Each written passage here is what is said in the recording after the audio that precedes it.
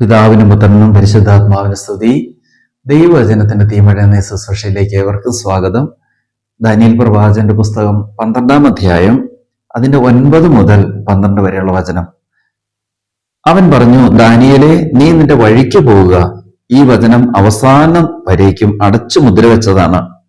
അനേകർ തങ്ങളെ തന്നെ ശുദ്ധീകരിക്കുകയും നിർമ്മലരാക്കി വെണ്മേറ്റരാക്കുകയും ചെയ്യും. എന്നാൽ ദുഷ്ടർ ദുഷ്ടത പ്രവർത്തിക്കും, അവർ ഗ്രഹിക്കുകയില്ല. ജ്ഞാനികൾ ഗ്രഹിക്കും. നിരന്തര ദഹനബലി നിർത്തലാക്കുന്നതും വിനാശകരമായ മ്ലേച്ഛത പ്രതിഷ്ഠിക്കപ്പെടുന്നതുമായ സമയം മുതൽ 1290 ദിവസം ഉണ്ടാകും. 1335 ദിവസം ഉറച്ചു നിൽക്കുന്നവൻ ഭാഗ്യവാൻ. പ്രിയപ്പെട്ടവരെ, ഇത് യുഗാന്ത്യത്തെ കുറിച്ചുള്ള വലിയ വചനമാണ്. ദാനിയേൽ പ്രവാചകന്റെ പുസ്തകം 12-ാം അധ്യായം അതിന്റെ 1 മുതൽ വചനത്തിൽ പറയുകയാണ്, അക്കാലത്ത് നിന്റെ ജനത്തിന്റെ ചുമതല വഹിക്കുന്ന മഹാപ്രഭുവായ മിഖായേൽ എഴുന്നേൽക്കും. ജനത രൂപം പ്രാപിച്ചതു മുതൽ ഇന്നേ വരെ സംഭവിച്ചിട്ടില്ലാത്ത കഷ്ടതകൾ അന്നുണ്ടാകും. എന്നാൽ ഗ്രന്ഥത്തിൽ പേരുള്ള നിന്റെ ജനം മുഴുവൻ രക്ഷ പ്രാപിക്കും. പ്രിയപ്പെട്ടവരെ, കർത്താവിന്റെ 2ാം വരവിന് മുന്നോടിയായിട്ട് യുഗാന്ത്യത്തിൽ ഉണ്ടാകാൻ പോകുന്ന വലിയ ചില സാത്താന്റെ ചില പ്രവർത്തനവും അതിനെതിരായിട്ട് സ്വർഗത്തിന്റെ യുദ്ധത്തെക്കുറിച്ചും ഒക്കെയാണ് ഈ വചനം പ്രതിപാദിക്കുന്നത്. അപ്പോൾ ലോകത്തിലുള്ള എല്ലാ മനുഷ്യരെയും നേടിയെടുക്കാൻ വേണ്ടി സ്വർഗം ഒരു വശത്ത് പരിശ്രമിക്കുമ്പോൾ, ഇത് മറുഭാഗത്ത് എല്ലാ മക്കളെയും നശിപ്പിച്ച് നിത്യനരകത്തിലേക്ക് കൊണ്ടുപോകാൻ വേണ്ടി സാത്താനും അവന്റെ ദൂതന്മാരും കിണഞ്ഞ് പരിശ്രമിക്കുമെന്നുള്ള വചനമാണ് ഇവിടെ കാണുന്നത്. സ്വർഗവും നരകവും തമ്മിൽ നടക്കുന്ന വലിയ യുദ്ധത്തില് സ്വർഗം വിജയിക്കണോ നാരകീയ ശക്തിയിൽ വിജയിക്കണോ എന്ന് തീരുമാനമെടുക്കുന്നത് നമ്മൾ ഓരോരുത്തരുമാണ്. നമ്മൾ സ്വർഗത്തിന്റെ കൂടെ നിൽക്കുമ്പോൾ, കർത്താവിന്റെ കൂടെ നിൽക്കുമ്പോൾ ഇതാ സ്വർഗം വിജയിക്കുന്നു. എന്നാൽ സാത്താന്റെ കൂടെ നിൽക്കുമ്പോൾ നമ്മളെ പ്രതി സ്വർഗം അവിടെ പരാജയപ്പെടുകയും സാത്താൻ ആത്മാവിനെ മോഷ്ടിച്ചു കൊണ്ടുപോവുകയുമാണ് ചെയ്യുന്നത്. ഈ വചനം വളരെ വ്യക്തമായിട്ട് നമ്മളെ പഠിപ്പിക്കുകയാണ്. അതായത് അവസാന നാളുകളിൽ അനേകർ തങ്ങളെ തന്നെ ശുദ്ധീകരിക്കുകയും വെണ്മയുറ്റവരാക്കി മാറ്റുകയും ചെയ്യും. എന്നാൽ ചില ആളുകൾ പാപത്തിലും തിന്മയിലും മ്ലേച്ഛതയിലും അശുദ്ധിയിലും തന്നെ തുടർന്നു പോകും. അവരെത്ര വചനം കേട്ടാലും അവർ സ്വീകരിക്കത്തില്ല.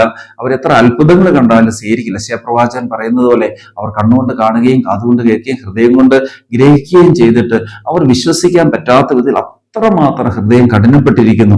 പ്രിയപ്പെട്ടവരെ, ഈ സത്യദൈവത്തെ തള്ളിപ്പറഞ്ഞ് സത്യദൈവത്തെ ഉപേക്ഷിച്ച ലോകത്തിന്റെ മ്ലേച്ഛതയിലും അശുദ്ധിയിലും പോകുന്ന ഒരു വിഭാഗം അവസാന നാളുകൾ ഉണ്ടാകും എന്ന് തന്നെയാണ് വചനം പഠിപ്പിക്കുന്നത്.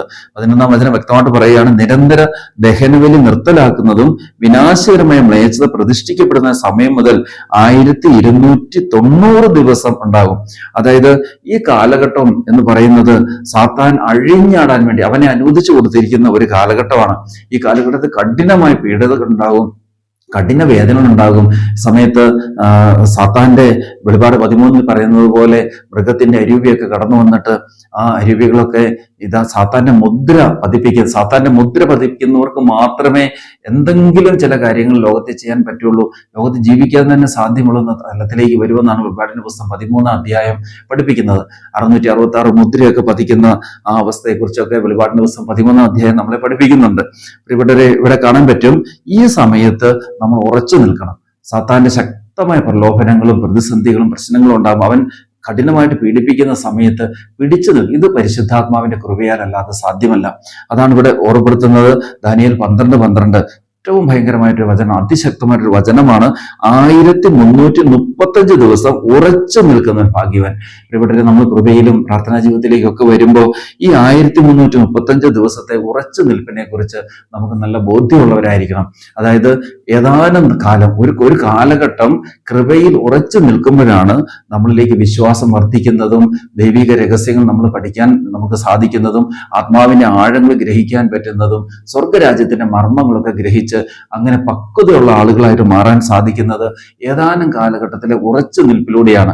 ഒരുപക്ഷെ ആ സമയത്ത് കഠിനമായിട്ടുള്ള പ്രലോഭനങ്ങളൊക്കെ നേരിട്ട് നമ്മൾ ചില പാപത്തിലൊക്കെ വീണുപോകാൻ സാധ്യതയുണ്ട്.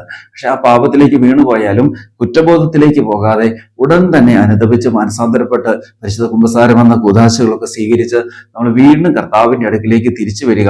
അങ്ങനെ ഉറച്ചു നിൽക്കുമ്പോൾ, കർത്താവിനെ വിട്ടിട്ട് പോകാതെ, കർത്താവിനെ ഉപേക്ഷിച്ച് പോകാതെ, പീഡനങ്ങളുടെയും വേദനയുടെയും മധ്യത്തിൽ നമ്മൾ ഉറച്ചു നിൽക്കുക. എന്നാൽ പരമാവധി പാപം ചെയ്യാതിരിക്കാൻ പരിശ്രമിക്കുകയും ചെയ്യുമ്പോഴാണ് നമുക്ക് ഈ കർത്താവിന്റെ ഈ കൃപയുടെ ആഴങ്ങളിലേക്ക് നമുക്ക് കടന്നു പോകാൻ പറ്റത്തുള്ളൂ. അപ്പോൾ ഈ വചനം ഇവിടെ ഓർപ്പെടുത്തുകയാണ്, 1335 ദിവസം ഉറച്ചു നിൽക്കുന്നവൻ ഭാഗ്യവാൻ. പ്രിയപ്പെട്ടവരെ, നമ്മുടെ ജീവിതത്തിലും ഈ ഉറച്ചു നിൽക്കാനുള്ള ഒരു കൃപയ്ക്ക് വേണ്ടി നമുക്ക് പ്രാർത്ഥിക്കാം. പരിശുദ്ധാത്മാവിന്റെ വരദാനങ്ങൾ കിട്ടുന്നതിൽ മാത്രം കാര്യമാകുന്നില്ല. ഈ വരങ്ങളൊക്കെ കിട്ടി ആ വരങ്ങളൊക്കെ നഷ്ടപ്പെടുത്തി കളഞ്ഞു പോകുന്ന ഒത്തിരി ആളുകളെ നമുക്ക് കാണാൻ പറ്റും. എന്നാൽ വരങ്ങളും ദാനങ്ങളും ഫലങ്ങളും കിട്ടുന്നതിലല്ല കാര്യം, അതിൽ ഉറച്ചു നിൽക്കുക, ദൈവവചനത്തിൽ ഉറച്ചു, കൃപയിൽ ഉറച്ചു, സഭയോട് ചേർന്ന് നിൽക്കുക, കൂദാശകളോട് ചേർന്ന് നിൽക്കുക. അങ്ങനെ ഉറച്ചു നിൽക്കാൻ നമുക്ക് സാധിക്കുമ്പോഴാണ് നമ്മൾ സ്വർഗരാജ്യത്തിന്റെ അവകാശികളായി മാറുന്നതും കർത്താവ് സത്യമായിട്ട് നമ്മുടെ ഉള്ളിൽ വസിക്കുന്നതും. അതുകൊണ്ട് 1335 ദിവസം ഉറച്ചു നിൽക്കുന്നവൻ ഭാഗ്യവാൻ എന്ന ദാനിയേൽ പ്രവാചകന്റെ പുസ്തകം 12-ാം അധ്യായം 12-ാം വചനം നമുക്ക് സ്വീകരിച്ചുകൊണ്ട് കൃപയിൽ വളരാൻ വേണ്ടി നമുക്ക് ശ്രമിക്കാൻ. കർത്താവ് എല്ലാവരെയും അനുഗ്രഹിക്കട്ടെ. ശമിശിഹായ്ക്ക് സ്തുതിയായിരിക്കട്ടെ.